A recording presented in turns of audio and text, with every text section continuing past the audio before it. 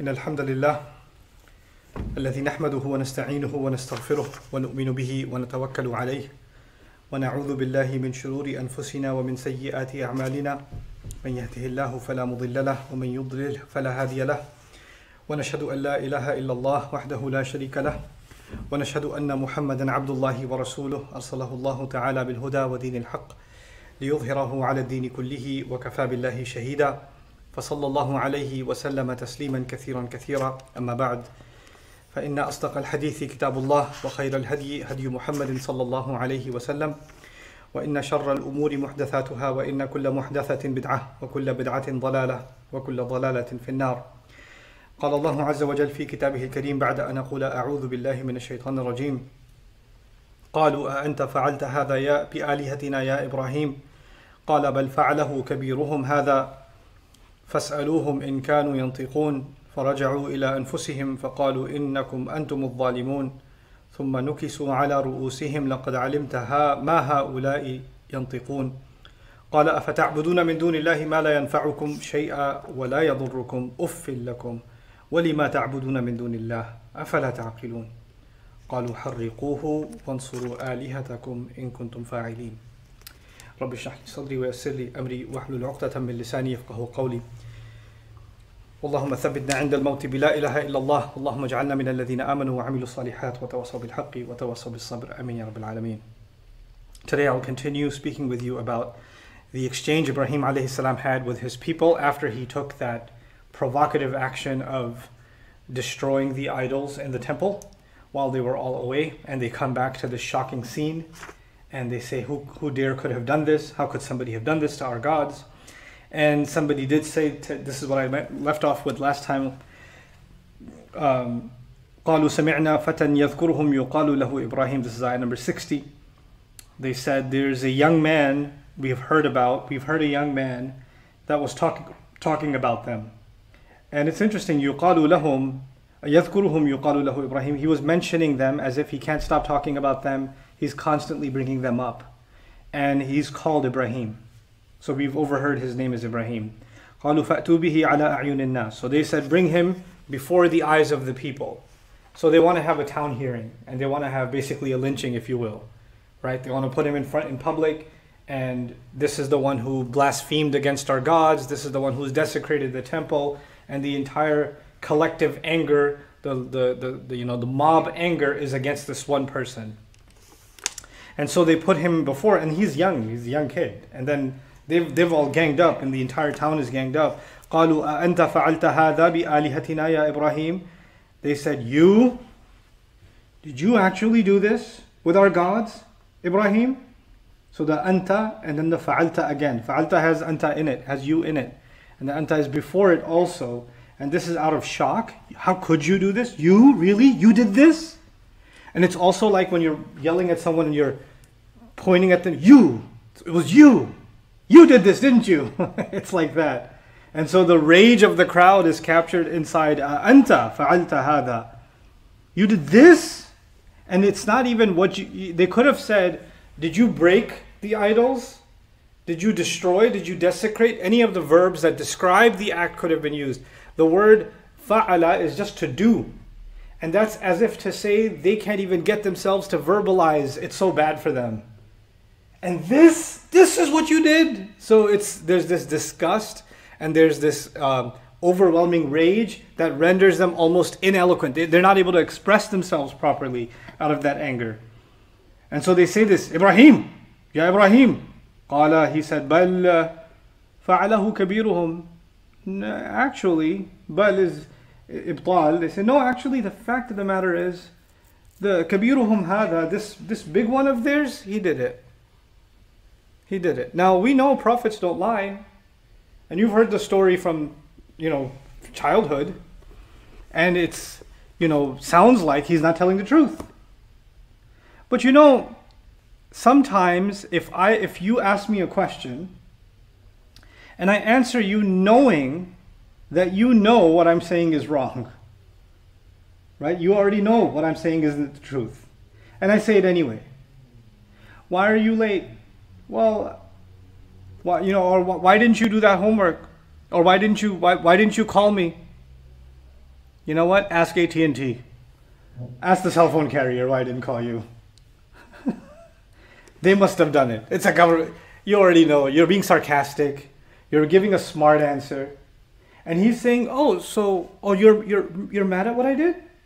No, it's not me. It's obviously this big one.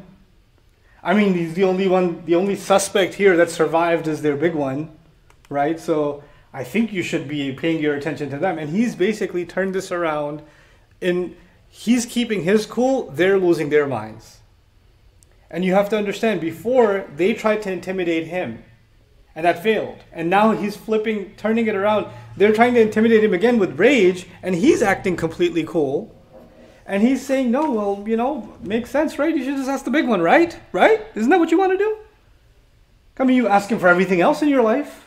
You ask these idols for everything else. So he says, now look at this. فَعَلَهُ كَبِيرُهُمْ. The big one of theirs did it. فَاسْأَلُوهُمْ. Then ask them. Who's them? Those gods. I mean, clearly, those gods, you didn't worship those gods. They were just tamathil, right? They were just representations. Those gods didn't die according to you. They're statues. They're offended. Those gods are offended that you broke their statues. But the gods aren't dead, right? Well, if they're not dead, why don't you go ask them? They'll tell you. And they're so mad. They should be speaking with you and telling you exactly who did what. So فَاسْأَلُوهُمْ إِنْ كَانُوا يَنْطِقُونَ. If they can still speak, if they're able to talk, why don't you go to the pieces of the statue left and say, who did this to you? And this is an interesting comment that Ibrahim ﷺ made. It's not just a sarcastic comment or a cynical comment. There's something behind it. If you study different religions that have multiple gods, right? Whether it's Greek mythology, Norse mythology, Hindu mythology, doesn't matter. When you have multiple gods, there are conflicts between the gods. They create a story about gods that are insecure, that want to mark their territory, that are constantly looking at the advances being made by another god and making sure they stay in their place. You stay in Hades, I'm going to stay over here. And there's constant wars between them, killings between them. So and they use human beings as their pawns in their games against each other. So when gods are at war against each other constantly, in every mythology, this is the case, that they don't get along with each other because not any one of them has all the power, so they have to power share. And whenever you have to power share, there's conflict, right? And where did they get this idea from? Well, they got this idea from human beings. When human beings have to share power, there's a problem. When siblings have to share a room, there's going to be fights. When business partners have to share responsibilities and profits, there's going to be arguments, right? When different parties are, a conglomerate government of different political parties, there's going to be arguments and clashes and territorial markings. That's what happens. And so they create a religious story that's more a reflection of who they themselves are. You understand? Like they're projecting their own behaviors onto those gods and then back towards themselves. And Ibrahim ﷺ has been very well acquainted with what they believe from childhood. And he's using that entire story of all these gods and how they're all against each other. And well, eventually they just had enough of each other. And the big one just had enough of all these smaller players that are trying to get at him, and he just got rid of all of them. That must have happened. I mean, from the stories you tell me, this isn't all that far-fetched. So you should ask them. They'll probably tell you, From the other side of it, shirk, by definition, is to believe in weak gods. By definition. Because whenever you don't believe in Allah alone, the supreme being, the supreme master and creator of all there is alone, whenever you have multiple gods, then not one has all the power. There has to be shared. And what that does then is, I'm going to go ask God number one, and if I don't get what I want, I'll just go to number two. Right? By the way, it's an interesting example of shirk. Happens in households with children and parents. I'm going to go ask dad, but if he says no, my backup plan is mom. And then sometimes I'll use mom against dad or dad against mom and watch the show in the back and make sure I get what I want. You can pit one against the other and get what you want and slip by. Or you're the one in trouble, but you stir them up against each other and their focus is off of you. Now they're too focused on each other, right? And with this silliness that happens inside of a household, with this kind of thing in mind, if you study a lot of mythology and a lot of what happened between supposed gods and their stories, you'll find that it's a lot of what's happening in the kitchen and what's happening in the living room every day, right? So when he says, go ask their big one, or go ask them, they'll tell you who the perpetrator was, in kanu yantiqun, if in fact they have been speaking, because you go to them and ask them all kinds of things. This is a pretty big thing to ask them. فَرَجَعُوا إِلَىٰ أَنفُسِهِمْ. This is where the Quran tells us something a historian cannot tell us. If somebody was watching this story take place, they'd be able to see Ibrahim alayhi salam break the idols. They'd be able to see the rage of the crowd. If you had a video camera, you'd see the rage of the crowd. You'd see Ibrahim alayhi salam standing tall and responding. You could see all of that. A camera can capture it. A microphone can capture their sounds and their conversation. But you know what a camera cannot capture and a historian cannot capture? What's coming next? فَرَجَعُوا إِلَىٰ أَنفُسِهِمْ. They retreated. They went back deep inside their own selves. So they journeyed into their own minds, is what Allah is saying. These people, when they heard Ibrahim say this, for a moment, it hit them so much that they went inside of themselves. They returned within them. The literal language is, they returned within themselves. It's as if Allah is describing that each one of us, there's a world inside us. There's an entire world inside of our thoughts, right? And we have certain assumptions in that world. And we see the world outside based on the assumptions we have inside. Those assumptions create a filter, a lens on our eyes, and because of that filter, we see the world as it is. When Ibrahim alayhi salam said that, they had to go back and check some of the assumptions on which their entire worldview was built. They had to go inside themselves and question. But that thought process, or that moment of, aha moment that they're having, nobody knows they're having it.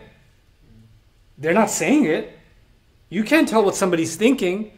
Some people believe they know what somebody's thinking. Oh, I know it's on your face. From your face, I can tell what you're thinking. No, you can't. They're just scratching their face. No, they were just thinking about breakfast. Sometimes between husband and wife, a family member, hey, I know what you're thinking. No, you don't. Yeah, I do. I know exactly what you're thinking. Oh, I was just thinking that I'm hungry. No, you're not telling me what you're thinking. All right? The idea of being like, somehow you have the psychic ability to read a face and tell exactly what's going on in somebody's brain. Now you could get lucky and get it right, but the world inside is pretty big. And your mind can be in any place. Allah is capturing in His history, in the Quran, things that human beings cannot capture. What's happening deep inside the mind and the soul of a person. فَرَجَعُوا إِلَىٰ أَنفُسِهِمْ. And so when they go deep inside themselves, then they said, إِنَّكُمْ أَنْتُمُ الظَّالِمُونَ. إِنَّكُمْ أَنْتُمْ. You, no doubt. You're the ones that are wrong. Now they're talking to themselves. And when someone talks to themselves and says, I'm wrong, they would use the word I, right? I'm wrong. But what are they saying? You're wrong. As if you are having a conversation with yourself outside of yourself. Like you're having a talk with yourself as if you split away from yourself and are looking at yourself in the mirror and having a conversation. This is the epitome of self-talk. And deep inside them, they said, you're the ones that are wrong. You know that you're wrong. إِنَّكُمْ أَنْتُمُ الظَّالِمُونَ. What Allah is teaching us here is sometimes people are very angry on the outside. And when they hear the truth, it makes them even angrier. It makes them really angry. And for a split moment, they look inside themselves and realize that their anger is misplaced and the one that they're angry with is actually right. Now here's the crazy part. Two people are having an argument. One person's right, one person's wrong. And the person who's right says something to point out how wrong you are. And instead of accepting what's right, that's far from what happens, or even acknowledging what's right, if you were being offensive before, you figure, I have two options. Either I should accept that they're right, but that would be a kind of defeat. And defeat hurts my ego. Or I should become even more offensive than I ever was before, even though I know they're right. Because the best defense is offense. Right? So if they got me, then I should get even more aggressive than I was before. Because I don't want to, you know what that is? A person is running away from what they just found inside themselves. They can't face it. They can't face it, they become even more aggressive. So what was happening inside that nobody saw? إِنَّكُمْ أَنْتُمُ الظَّالِمُونَ. You yourselves are the ones that are wrong.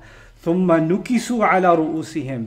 Then they turn back their heads. And this is an expression for arrogance. They lifted it. What did you just say? Did you just? Oh, no, he didn't. This is them. Did you just cross that line? You better not have. And now when they get this mad, you know what that shows? That shows that they're trying to make Ibrahim alayhi salam feel like he said something terribly wrong. Because if you're talking to somebody and they say, what just came out of your mouth? Say that again. What did you just say? When somebody talks like that, you know what they're saying? They're saying what you have said is completely outrageous. You're completely wrong. And I'm so offended at how vile what came out of your mouth is. While the truth is, they looked inside themselves and they found the vile ugliness inside themselves, and they want to cover that up and make you feel what they're actually feeling inside. They're projecting it onto you. And this, they study this in psychology. They call it projection. They call it projection. And how someone who has deep hatred for themselves exhibits hatred towards others. They won't even realize it themselves because looking inside hurts too much. You know? And here Allah in such brief language highlights something that's so deeply studied in the world of psychology. ثُمَّ نُكِسُوا عَلَى رُؤُوسِهِمْ لَقَدْ عَلِمْتَ مَا هَؤُلَاءِ يَنْطِقُونَ. Stop playing games with us. You already know they don't talk. These don't talk. مَا هَؤُلَاءِ يَنْطِقُونَ. These don't talk at all. You know that already. We're not playing games right now. Hurry up and tell us what you did. You better admit what you did. So they're losing it in front of them, and he says, قَالَ أَفَتَعْبُدُونَ مِن دُونِ اللَّهِ.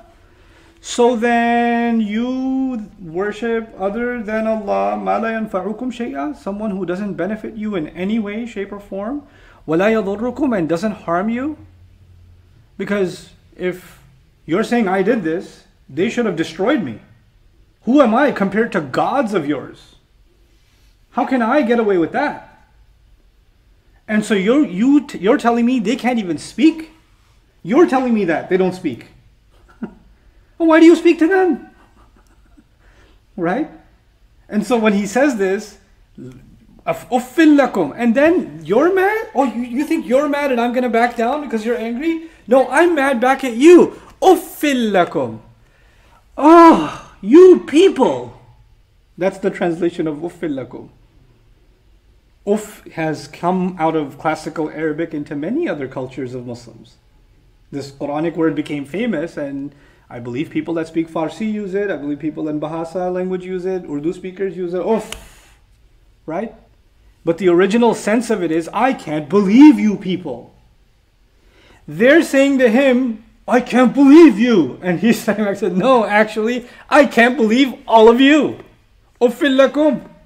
وَمَا تَعْبُدُونَ مِن دُونِ اللَّهِ وَلِمَا تَعْبُدُونَ مِن دُونِ اللَّهِ.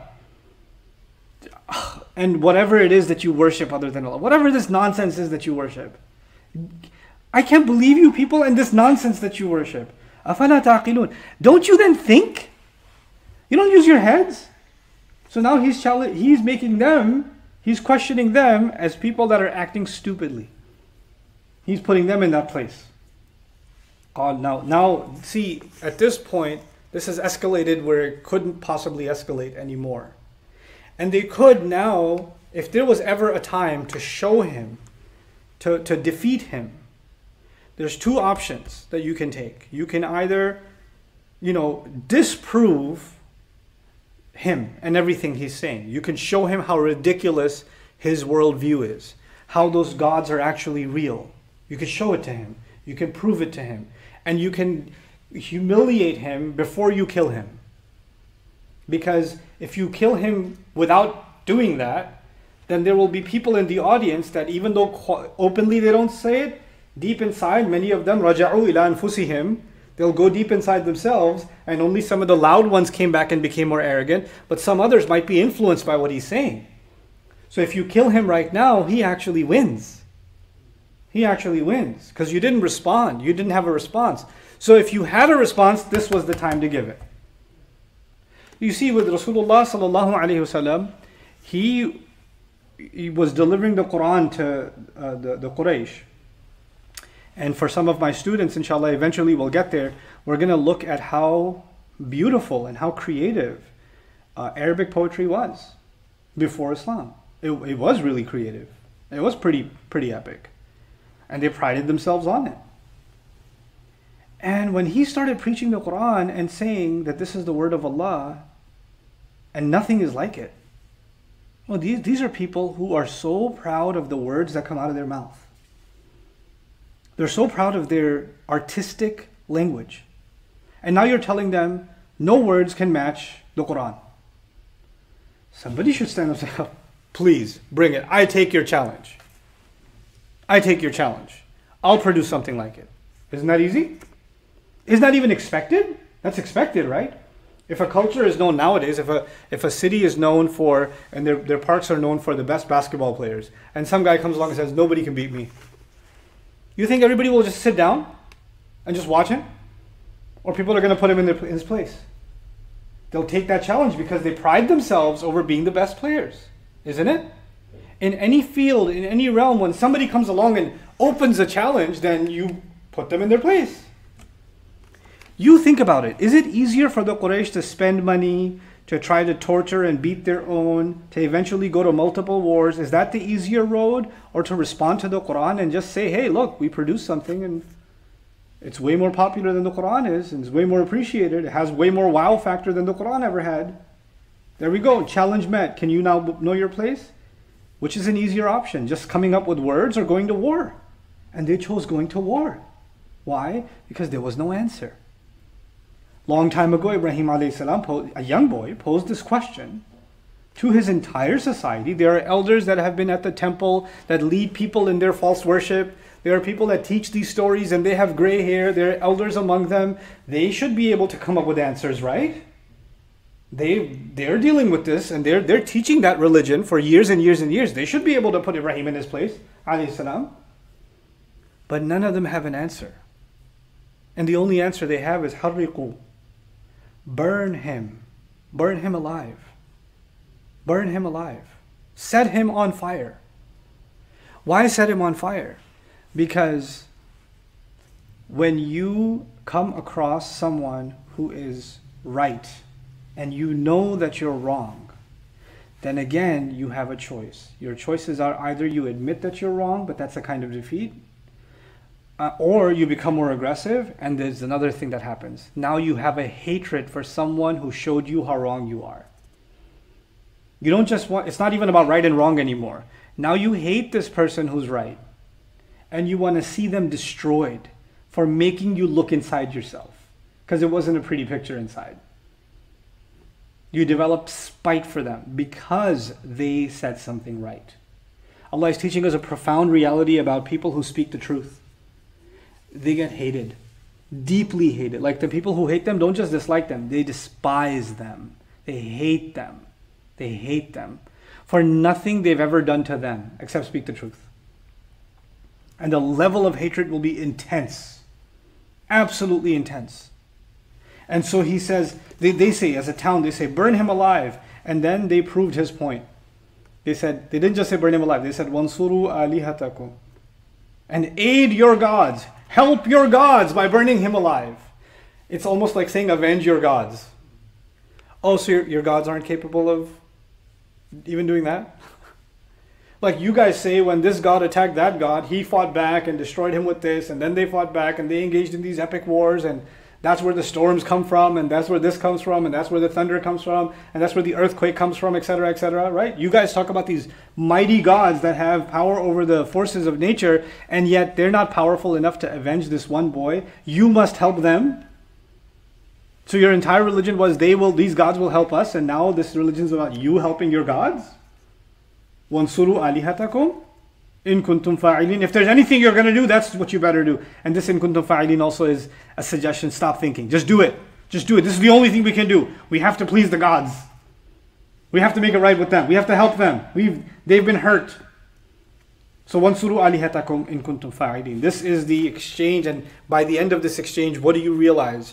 You realize that a time comes where people cannot be reasoned with. that they cannot be reasoned with. And if the conversation goes far enough, then you'll find they just want to destroy you. There's nothing else you can do.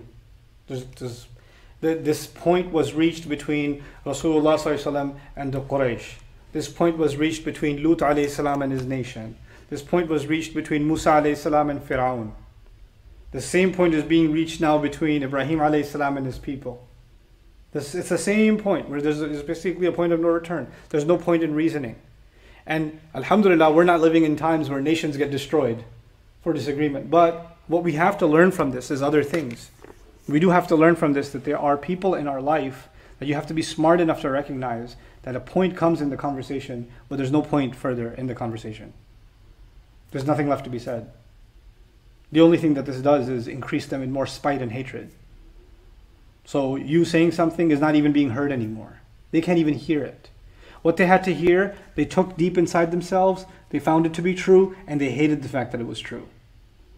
Because that's really what kufr is. You find it to be true and you want to bury it because you can't face it, or you find it to be true and you accept it and you humble yourself before Allah.